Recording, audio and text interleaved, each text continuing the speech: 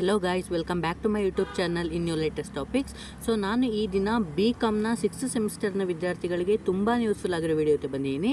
ಅದೇನಪ್ಪ ಅಂತ ಅಂದರೆ, ಸೊ BComನ 6th ಸೆಮಿಸ್ಟರ್ NEP ಸಿಲೆಬಸ್ಗೆ ಸಂಬಂಧಪಟ್ಟ ಹಾಗೆ ಇಂಡಿಯನ್ ಅಕೌಂಟಿಂಗ್ ಸ್ಟ್ಯಾಂಡರ್ಡ್ಸ್ 2 ಈ ಸಬ್ಜೆಕ್ಟ್ ಬಗ್ಗೆ ತಿಳಿಸ್ಕೊಡೋಕ್ಕೆ ಬಂದಿದ್ದೀನಿ. ಇದು ಮೊದಲೇದಾಗಿ ತುಮಕೂರು ಯೂನಿವರ್ಸಿಟಿಯ ಪ್ರೀವಿಯಸ್ ಇಯರ್ ಕ್ವಶನ್ ಪೇಪರ್ ಆಗಿರುವಂಥದ್ದು. ಈ ಪೇಪರ್ನ ಬಗ್ಗೆ ಸಂಪೂರ್ಣವಾಗಿ ತಿಳಿಸ್ಕೊಡ್ತೀನಿ. ಇದರಲ್ಲಿ ಯಾವೆಲ್ಲ ಕ್ವಶನ್ ಇಂಪಾರ್ಟೆಂಟ್ ಆಗಿರುತ್ತೆ ಆ್ಯಂಡ್ ದೆನ್ ನಮಗೆ ಚಾಪ್ಟರ್ ವೈಸ್ ಅಂತ ಹೋದರೆ ಯಾವ ಥರ ಎಲ್ಲ ಕ್ವಶನ್ನ ಕೇಳ್ತಾರೆ ಅನ್ನೋದನ್ನು ಸಹ ತಿಳಿಸ್ಕೊಡ್ತೀನಿ, ಮತ್ತು ಇಂಪಾರ್ಟೆಂಟ್ ಯಾವುದು ಸಹ ಅಂತಲೂ ನಾನು ತಿಳಿಸ್ಕೊಡ್ತೀನಿ.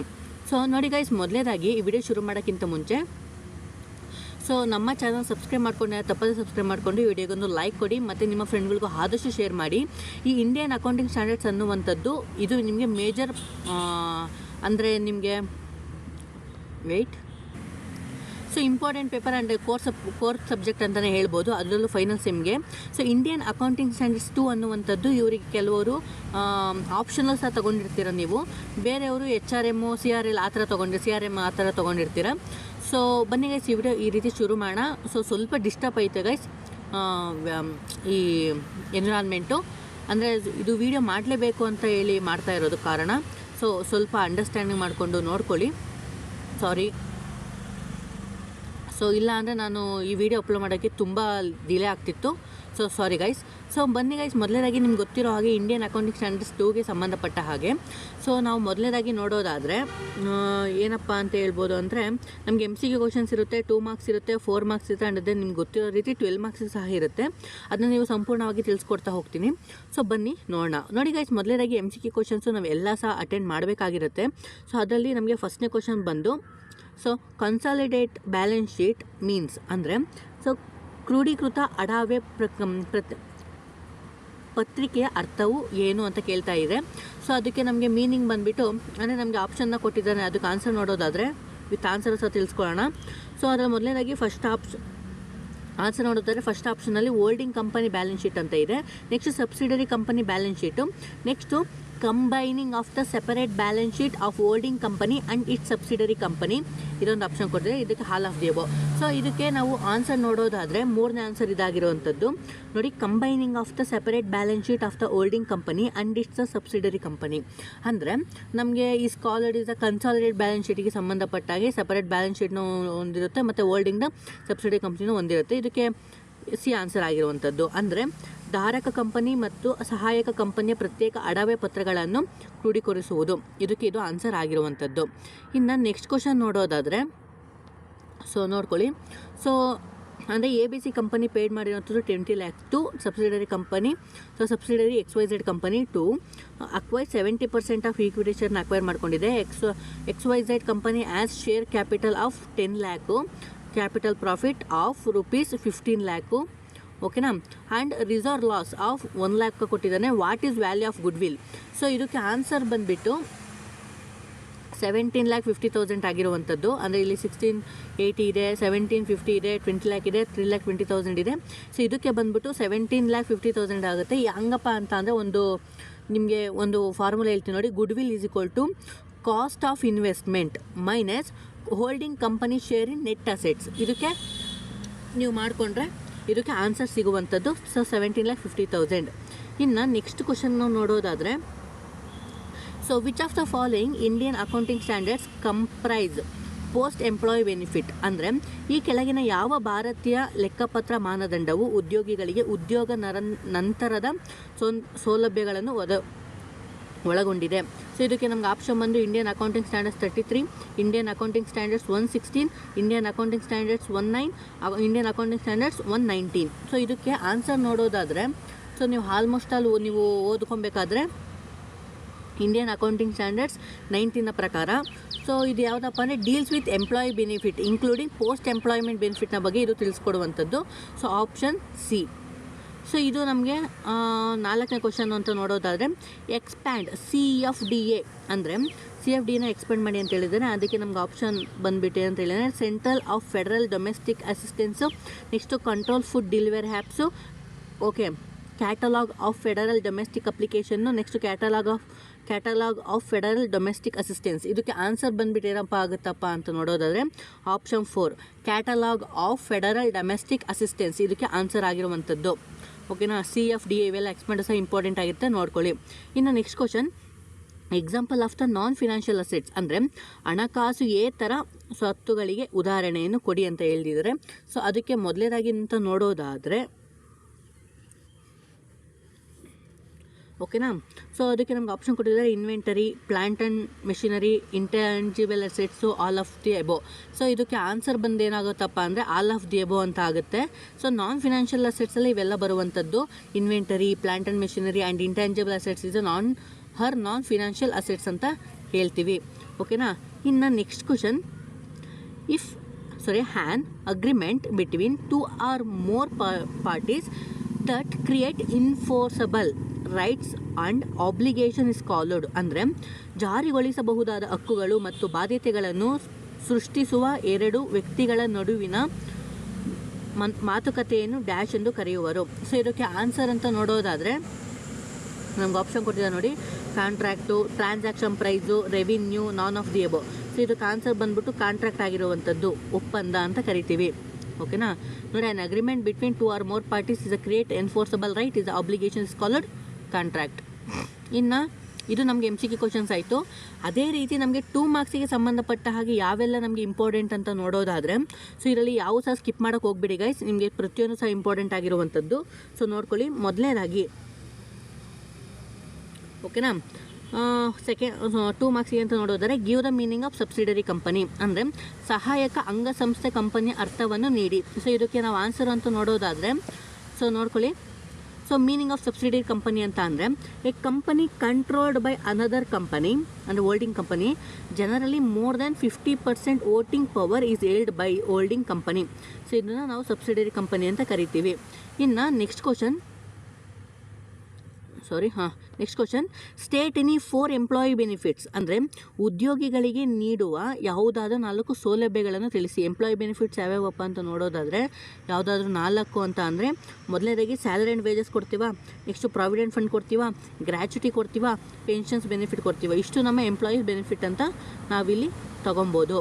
ಇನ್ನು ನೆಕ್ಸ್ಟ್ ಕ್ವಶನ್ ಅಂತ ನೋಡೋದಾದರೆ, so what do you mean by accounting policies ಅಂದರೆ ಲೆಕ್ಕಪತ್ರ ನೀತಿಗಳ ಅರ್ಥವೇನು? ಸೊ ಇದಕ್ಕೆ ನಾವು ಆನ್ಸರ್ ಅಂತ ನೋಡೋದಾದರೆ ಅಕೌಂಟಿಂಗ್ ಪಾಲಿಸಿ ಅಂದರೆ ನಾನು ಸಿಂಪಲಾಗಿ ತೊಗೊಂಡಿದ್ದೀನಿ ನೋಡಿ. Accounting policies are specific principles, rules and methods adopted by an enterprise in preparing and presenting financial statement. ಇದನ್ನು ನಾವು ಅಕೌಂಟಿಂಗ್ ಪಾಲಿಸೀಸ್ ಅಂತ ಹೇಳ್ತೀವಿ, ನೀವು ಬೇಕಾದ್ರೆ ನೋಡ್ಕೊಬೋದು. ಇನ್ನು ನೆಕ್ಸ್ಟ್ ಕ್ವಶನ್ ಅಂತ ನೋಡೋದಾದರೆ ವಾಟ್ ಈಸ್ ಪ್ರಿಫರೆನ್ಸ್ ಶೇರ್ ಅಂದರೆ ಆದ್ಯತಾ ಷೇರು ಎಂದರೇನು? ಸೊ ನಾವು ನೀಟಾಗಿ ಅಂತ ನೋಡೋದಾದರೆ ಪ್ರಿಫರೆನ್ಸ್ ಶೇರ್ ಅಂದರೆ a share carrying professional rights regarding dividend and repayment of capital before equity shareholders ಅಂತ ಹೇಳ್ತೀವಿ. ಅದನ್ನು ನಾವು ಪ್ರಿಫರೆನ್ಸ್ ಶೇರ್ ಅಂತ ಹೇಳುವಂಥದ್ದು. ಇನ್ನು ನೆಕ್ಸ್ಟ್ ಕ್ವಶನ್ ಅಂತ ನೋಡೋದಾದರೆ ವಾಟ್ ಈಸ್ ಟ್ರಾನ್ಸಾಕ್ಷನ್ ಪ್ರೈಸ್ ಅಂದರೆ ವಹಿವಾಟು ಬೆಲೆ ಎಂದರೇನು? ಸೊ ಇದಕ್ಕೆ ನಾವು ಆನ್ಸರು ಅಂತ ನೋಡೋದಾದರೆ ಟ್ರಾನ್ಸಾಕ್ಷನ್ ಪ್ರೈಸ್ ಅಂತ ನೋಡೋದಾದರೆ, ಸೊ ಇಲ್ಲಿ ಸಿಂಪಲಾಗಿ ನೋಡ್ಕೊಳ್ಳಿ, the amount of consideration an entity expects to receive for transferring goods or services to a customer. ಇದಕ್ಕೆ ನಾವು ಟ್ರಾನ್ಸಾಕ್ಷನ್ ಪ್ರೈಸ್ ಅಂತ ಕರಿತೀವಿ. ಸೊ ಇದು ನಾವು ಏನು ನೋಡೋದ್ರಲ್ಲ, ಇದು ನಮಗೆ 2 ಮಾರ್ಕ್ಸ್ಗೆ ಸಂಬಂಧಪಟ್ಟ ಹಾಗೆ ಇತ್ತು. ಅದೇ ರೀತಿ ನಮಗೆ 4 ಮಾರ್ಕ್ಸ್ಗೆ ಸಂಬಂಧಪಟ್ಟ ಹಾಗೆ ನಮಗೆ ಥಿಯರಿನೂ ಇರುವಂಥದ್ದು ಮತ್ತು ಪ್ರಾಬ್ಲಮೆಟಿಕ್ ಸಹ ಇರುವಂಥದ್ದು. ಅದರಲ್ಲಿ ಮೊದಲನೇದಾಗಿ 4 ಮಾರ್ಕ್ಸಿಗೆ ಸಂಬಂಧಪಟ್ಟ ಹಾಗೆ, ಸೊ ಮೊದಲನೇ ಕ್ವಶನ್ ಅಂತ ನೋಡೋದಾದರೆ ಮೊದಲಾಗಿ ಕ್ಯಾಲ್ಕುಲೇಟ್ ನಾನ್ ಕಂಟ್ರೋಲಿಂಗ್ ಇಂಟ್ರೆಸ್ಟ್. ನಾನ್ ಕಂಟ್ರೋಲಿಂಗ್ ಇಂಟ್ರೆಸ್ಟ್ ಅಂತ ನೋಡೋದಾದರೆ ಅದನ್ನು ಕ್ಯಾಲ್ಕುಲೇಟ್ ಮಾಡೋಕ್ಕೆ ಹೇಳಿದ್ದಾರೆ. ನಮಗೆ ಎಚ್ ಲಿಮಿಟೆಡ್ ಅಂಥದ್ದು ಇಷ್ಟು ಶೇರ್ನ ಅಕ್ವೈರ್ ಮಾಡ್ಕೊಂಡಿದೆ ಇಷ್ಟು ರೂಪಾಯಿಗೆ. ಎಸ್ ಲಿಮಿಟೆಡ್ ಅನ್ನುವಂಥದ್ದು ಓಪನಿಂಗು, ಓಕೆನಾ, ಅಲ್ಲಿ ತೊಗೊಂಡಿರುವಂಥದ್ದು. A balance is extracted from the S limit. S limited as 31/2025. ಇದು ಹೋದಷ್ಟದು ಅಕಾಡೆಮಿಕ್ ಇಯರ್ ಅಂತ ಅಂದ್ಕೊಳ್ಳಿ. ಇಲ್ಲಿ ಆಗಿರುವಂಥದ್ದು ಶೇರ್ ಕ್ಯಾಪಿಟಲ್ ಬಂದ್ಬಿಟ್ಟು 1 ಲ್ಯಾಕ್ ಶೇರ್ ಇದೆ. ರುಪೀಸ್ ಬಂದ್ಬಿಟ್ಟು 10 ರೂಪೀಸ್ ಈಚ್ ಆಗಿದೆ. ಜನರಲ್ ರಿಸರ್ವ್ ಬಂದ್ಬಿಟ್ಟು ಓಪನಿಂಗು ಇಷ್ಟಾಗಿದೆ. ಓಕೆನಾ. ಪ್ರಾಫಿಟ್ ಆ್ಯಂಡ್ ಲಾಸ್ ಅಕೌಂಟು ಅದು ಪ್ರಾಫಿಟ್ ಆಗಿದೆ, ಅದು opening 2 lakh. Profit during the year 4 lakh. So ಇದನ್ನು ನಾವು ನಾನ್ ಕಂಟ್ರೋಲಿಂಗ್ ಇಂಟ್ರೆಸ್ಟ್ ಅಂತ ಬರುತ್ತೆ. ನಾವು ಸಿಂಪಲ್ಲಾಗಿ ಅಂತ ನೋಡೋದಾದರೆ ಸಿಂಪಲ್ಲಾಗಿ ನೋಡಿ ಈ ಥರ ಮಾಡ್ಕೊಬೋದು. ನನಗೆ ನಾನ್ ಕಂಟ್ರೋಲಿಂಗ್ ಇಂಟ್ರೆಸ್ಟು 4,25,000 ಬಂದಿದೆ. ನಮಗೆ ಜನರಲ್ ರಿಸರ್ವ್ ಎಷ್ಟಿದೆ, ಪ್ರೀ ಅಕ್ವಿಸಿಷನ್ಸ್ ಎಷ್ಟಾಗಿದೆ, ಪೋಸ್ಟ್ ಅಕ್ವಿಸಿಷನ್ ಎಷ್ಟಾಗಿದೆ, ಅದ್ರ ಪ್ರಾಫಿಟ್ ಎಷ್ಟಾಗಿದೆ, ಪೋಸ್ಟ್ ಅಕ್ವಿಸಿಷನ್ಸಲ್ಲಿ ನಾವು ಯಾವ ಥರ ಅಕ್ವೈರ್ ಮಾಡ್ಕೋತೀವಿ ಅದನ್ನೆಲ್ಲ ನೋಡಿಕೊಂಡು ಟೋಟಲಾಗಿ ಈ ಥರ ನಾವು ಕ್ಯಾಲ್ಕುಲೇಟ್ನ ಮಾಡ್ಕೋತೀವಿ. ಇದಕ್ಕೆ ಟೋಟಲ್ ಬಂದ್ಬಿಟ್ಟು 4,25,000 ನೀವು ಇದು ನೋಡ್ಕೊಬೋದು. ಓಕೆನಾ. ಇನ್ನು ಇದು ನೆಕ್ಸ್ಟ್ ಕ್ವಶನ್ ಅಂತ ನೋಡೋದಾದರೆ, ಓಕೆನಾ. ಸೊ ಅಲ್ಲಿ ನೋಡಿ ಅರ್ನಿಂಗ್ ಪರ್ ಶೇರ್ ಬಂತು, calculate earning per share. So Ronit limited ಅನ್ನುವಂಥದ್ದು is a company with a paid capital ಬಂದ್ಬಿಟ್ಟು 50 lakh ಇದೆ, dividend into 4 lakh, ordinary share and 1 lakh, 10% preference share ಆಗಿದೆ, ಅದು 10 ರೂಪಿ ಈಚ್ ಆಗಿದೆ. ಡ್ಯೂರಿಂಗ್ ಫಿನಾನ್ಷಿಯಲ್ ಇಯರ್ ಎಂಡಿಂಗ್, ಓಕೆನಾ, the company had to pay of compensation of rupees 1 lakh because is a injury caused to the employees. The gross profit is the company was 75,000. The the company declared the ordinary dividend rupees 0.50 paisa per share. Assume the tax rate is 40% in profit ಅಲ್ಲಿ ಹೇಳಿದ್ದಾನೆ. Calculate EPS. So ಇದಕ್ಕೆ ಸಂಬಂಧಪಟ್ಟ ಹಾಗೆ ಯಾವ ಥರ ಅಂತ ನೋಡೋದಾದರೆ, so ನಮ್ಮ ಮೊದಲನೇದಾಗಿ ನಮ್ಗೆ ಏನೇನು ಕೊಟ್ಟಿದ್ದಾನೆ ನೋಡ್ಕೊಬೇಕು. ಆರ್ಡಿನರಿ ಶೇರ್ ಇಷ್ಟು ಕೊಟ್ಟಿದ್ದಾನೆ, ಪ್ರಿಫರೆನ್ಸ್ ಶೇರ್ ಇಷ್ಟು ಕೊಟ್ಟಿದ್ದಾನೆ, preference dividend, gross profit, compensation, profit before tax ಇಷ್ಟು ಕೊಟ್ಟಿದ್ದಾನೆ, ಟ್ಯಾಕ್ಸ್ 40% ಕೊಡಿ ಅಂತ ಹೇಳಿದ್ದಾನೆ. ಸೊ ನಾವು ಈ ಥರ ಮಾಡ್ಕೊಬೋದು. ಎಲ್ಲ ರೀತಿಯೂ ನಾವು ಆಫ್ಟರ್ ಟ್ಯಾಕ್ಸ್ ಡಿಡಕ್ಷನ್ನ ಕೊಟ್ಕೊಂಡು ಡಿವಿಡೆಂಡ್ನ ಲೆಸ್ ಮಾಡಿಕೊಂಡ್ರೆ ನಮಗೆ ಪ್ರಾಫಿಟ್ ಈಕ್ವಿಟಿ ಶೇರ್ ಇಷ್ಟು ಬರುತ್ತೆ. ಅದನ್ನು 43,40,000 ಮಿಕ್ಕಿದ್ರೆ ಡಿವೈಡೆಡ್ ಬೈ 4 lakh ಮಾಡ್ಕೊಂಡ್ರೆ ನಮಗೆ 10 rupee EPS earning per share 10 rupee 85 ಪೈಸೆ ನಮಗೆ ಪರ್ ಶೇರ್ ಮೇಲೆ ಬೀಳುವಂಥದ್ದು. ಅದನ್ನು ನೀವು ನೋಡ್ಕೊಳ್ಳಿ. ಓಕೆನಾ. ಇನ್ನು ನೆಕ್ಸ್ಟ್ ಕ್ವಶನ್ನು ಅರ್ನಿಂಗ್ ಪರ್ ಶೇರ್ಗೆ ಸಂಬಂಧ ಆದಮೇಲೆ ನಮಗೆ ಎಲ್ಲನೂ ಸಹ ಥಿಯರಿನೇ ಕೊಟ್ಟಿದ್ದಾನೆ. 2 ಮಾತ್ರ ಪ್ರಾಬ್ಲಮೆಟಿಕ್ ಕೊಟ್ಟಿರೋ ಕಾರಣ ನಾವು ಥಿಯರಿ ಸಹ ಯಾವುದೇ ರೀತಿಯ ಅಂದರೆ ಅದನ್ನು ಬಿಟ್ಟು ಹೋಗೋ ಚಾನ್ಸಸ್ ಇರೋದಿಲ್ಲ, ಬಟ್ ಓದಲೇಬೇಕು. ಸೊ ನೋಡಿ ಗೈಸ್, ಮೊದಲೇದಾಗಿ accounting policy, explain accounting policies, ಲೆಕ್ಕಪತ್ರ ನೀತಿಗಳನ್ನು ವಿವರಿಸಿ ಅಂತ ಹೇಳಿದರೆ, ನಾವು ಅಕೌಂಟಿಂಗ್ ಪಾಲಿಸೀಸ್ ಅಂದರೆ ಏನು, ಅದ್ರ ಏನು ಫ್ಯೂಚರ್ಸ್ ಏನು ಅದು ತಿಳಿಸ್ಕೊಡ್ತೀನಿ, ನೀವು ಮಾತ್ರ ಎಕ್ಸ್ಪ್ಲೇನ್ ಮಾಡ್ಕೊಬೇಕಾಗುತ್ತೆ. ಅಕೌಂಟಿಂಗ್ ಪಾಲಿಸಿ ಅಂದರೆ, accounting policy refers to principles, bases, conventions and practices adopted by an enterprise while preparing financial statement ಅಂತ ಕರಿತೀವಿ. ಸೊ ಅದಕ್ಕೆ ಫ್ಯೂಚರ್ಸ್ ಅಂತ ಬಂದರೆ ensure uniformity in accounting, improve comfortability, next L present true and fair view must be disclosed in financial statement. So ಅದಕ್ಕೆ example ಅಂತ ನೋಡೋದಾದ್ರೆ depreciation method, inventory value method, revenue recognitions policy ಅಂತ ಬರುತ್ತೆ. ಇಷ್ಟು ಬರೆದುಬಿಟ್ಟು ನೀವು ಅದಕ್ಕೆ ನೀವು ಎಕ್ಸ್ಪ್ಲೇನ್ ಮಾಡಿದ್ರೆ ಒಳ್ಳೆ ಸ್ಕೋರ್ನ ಮಾಡ್ಬೋದಾಗಿರುತ್ತೆ. ಇನ್ನು next question, right A note on preference share ಅಂದರೆ ಆದ್ಯತಾ ಷೇರುಗಳ ಕುರಿತು ಕಿರು ಟಿಪ್ಪಣಿ ಬರೆಯಿರಿ. ಸೊ ಇದಕ್ಕೆ ನಾವು ಆನ್ಸರ್ ಅಂತ ನೋಡೋದಾದರೆ, so first of all so ನೋಡಿ ಇಷ್ಟು ಅಂತ ಹೇಳ್ಬೋದು.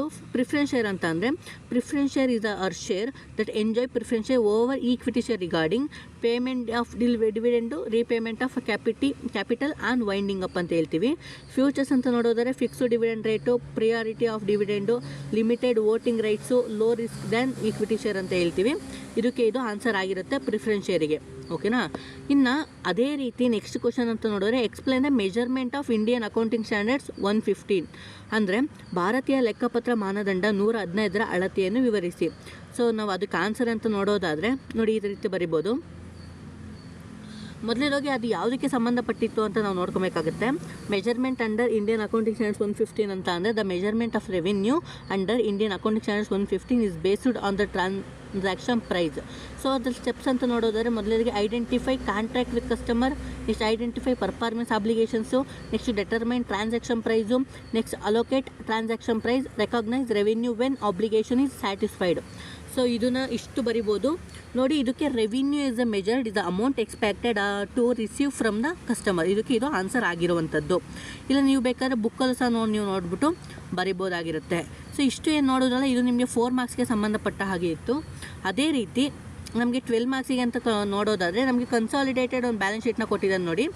ಇದರಲ್ಲಿ ಏನೇನು ಮಾಡಬೇಕಪ್ಪ ಅಂತ ನೋಡೋದಾದರೆ,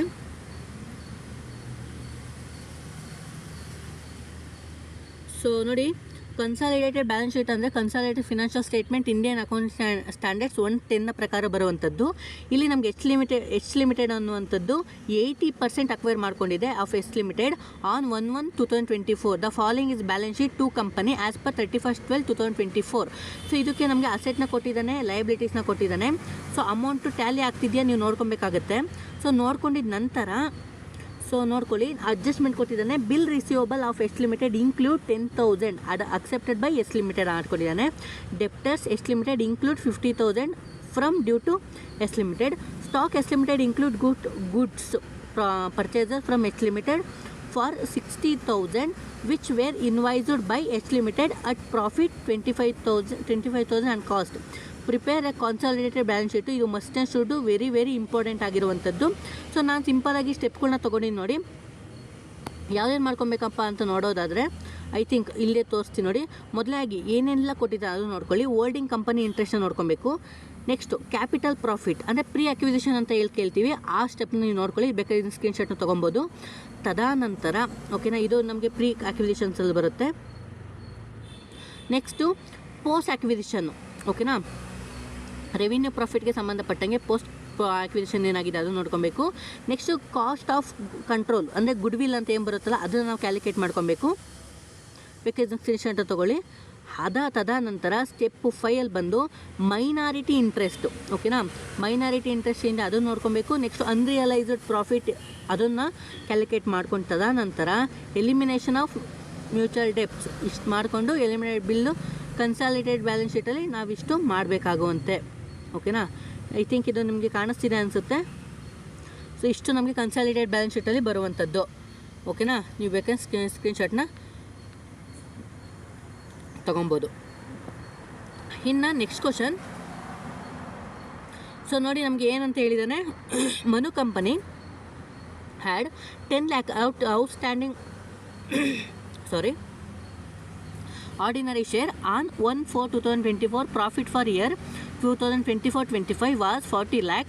The company also add 20,000. 10% of convertible debenture ಇದೆ ಆಫ್ rupees 100 ಈಚ್ ಆಗಿರುವಂಥದ್ದು ಕನ್ವರ್ಷನಬಲ್ ಇಂಟು 10% ಓಕೆನಾ.